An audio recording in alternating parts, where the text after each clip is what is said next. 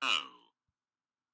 Welcome to the 13th day of 30 Days of Sea Monster, and today we will be covering what would happen if we got a remake of Godzilla vs. the Sea Monster. There are two ways to tackle this topic. The first would be if Toho made the remake, and the second would be if Legendary made a remake. So why the hell not cover both? What the hell? Let's do it. Pardal. Let's talk about a Toho remake. The remake, of course, would be just a little more serious than the original Sea Monster film from 1966. It would still take place on an island, which is risky, because as Godzilla fans know, Godzilla films that take place on islands are risky. Regardless, I'm sure the remake would have Godzilla make an appearance early on in the film, since a bunch of people complained about that for the original Sea Monster, and I'm sure the remake would be darker in tone, have a few more night scenes and whatnot. Sea Monster himself would look outstanding, considering the fact that Toho has been at this for 60 years and have made leaps and bounds when it comes to costumes and practical effects.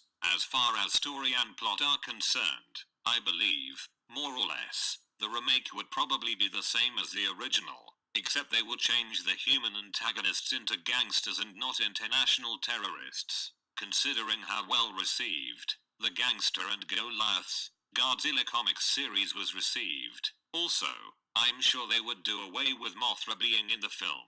And now it is time to tackle the legendary version of a remake of Sea Monster.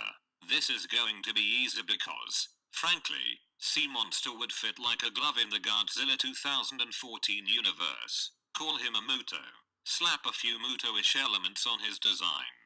Stick him in the water and you can call it a day. And considering the fact that Godzilla fought air and land-based enemies in the 2014 film, and the fact that Rodan, Mothra and Ghidorah are air and land-based enemies, then you would have to agree that watching Godzilla fight Sea Monster, a water-based enemy, would be refreshing in so many ways. Screw it. Right this second, I am going to take a moment to address Gareth Edwards. Consider this an open letter to Gareth Edwards. Dear Mr. Edwards, you bastard. I enjoyed Godzilla 2014, but it was far from a perfect film, given the fact that you killed off the most interesting human character and, just maybe, the greatest actor of our generation within the first 20 minutes of the film, and given the fact that you gave Godzilla a freaking cameo in his own film, I figure you own the fans something, and that something is freaking Sea Monster, so make it happen.